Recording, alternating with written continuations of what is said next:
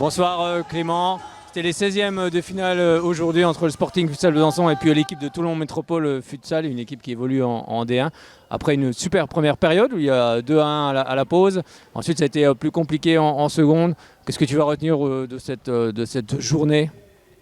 Que du positif, notamment sur sportivement parlant, l'expérience d'avoir joué une équipe comme celle-ci, une des équipes historiques du championnat de France de D1 avec beaucoup de joueurs internationaux d'étrangers, donc c'est une équipe atypique en plus au niveau de la typologie de joueurs.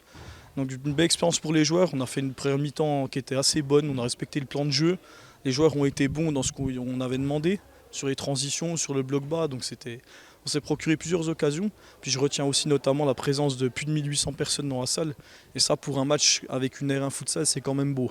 Oui, tu l'as dit, c'est cette belle première période où vous ratez l'égalisation à quelques minutes de la pause.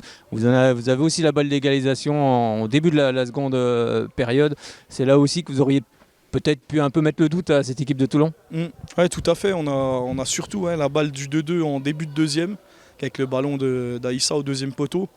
Et comme on l'avait souvent dit aux mecs, quand on finit pas les actions, donc quand on perd un ballon dans le terrain, dans le jeu, le contre fait mal et puis on prend le 3-1 là-dessus. Je pense que ça nous fait vraiment mal mentalement parce que même si on sait qu'il y a un niveau d'écart, on aurait mis le 2-2. Je pense que comme contre Saint-Priest, on aurait pu se sentir un peu poussé pour la fin de match. Bon, j'imagine que c'est quand même une bonne expérience. On apprend beaucoup avec ce genre de match et ce genre d'équipe en face. Ouais, exactement. Ça nous aura fait travailler. C'est ce que je disais aux gars.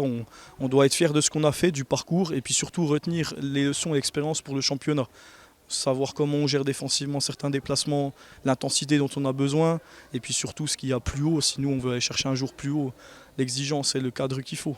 Et tu l'as dit, il y a eu beaucoup de monde aujourd'hui, plus de 1800 personnes. Voilà, ça prouve encore une fois que le futsal il a un avenir à Besançon. Ouais, bien sûr, il y a un avenir et je pense qu'on l'a montré aujourd'hui.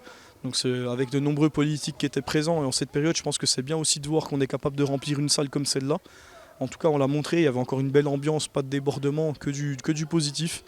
Donc ça fait toujours plaisir sur un événement comme ça pour le club de montrer cette image. Et beaucoup de fair play d'ailleurs entre les joueurs des deux équipes, hein. On l'a vu à la fin, même Toulon a applaudi tout le palais des sports, voilà, c'est ça qui est beau aussi. Ouais, c'est ça, c'est ce que je dis souvent, c'est la magie du futsal. Il y a une sorte de solidarité qui est présente parce que le monde est tellement petit dans ce sport que on sent toujours une proximité et je pense que c'est agréable aussi pour le public de voir ces joueurs-là. Alors maintenant, il faut que ça rejaillisse bien évidemment en championnat. Vous êtes au coude à coude avec le Bezac aussi également. Ouais, tout à fait. On va pas avoir beaucoup de pauses. Vendredi prochain, on a déjà un match de Coupe de Bourgogne-Franche-Comté, le deuxième tour. Et puis le week-end d'après, on joue Joigny à domicile pour la première journée de la phase retour.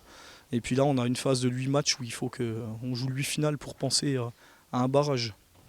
Merci beaucoup Clément et puis à très bientôt. Merci à toi, à bientôt.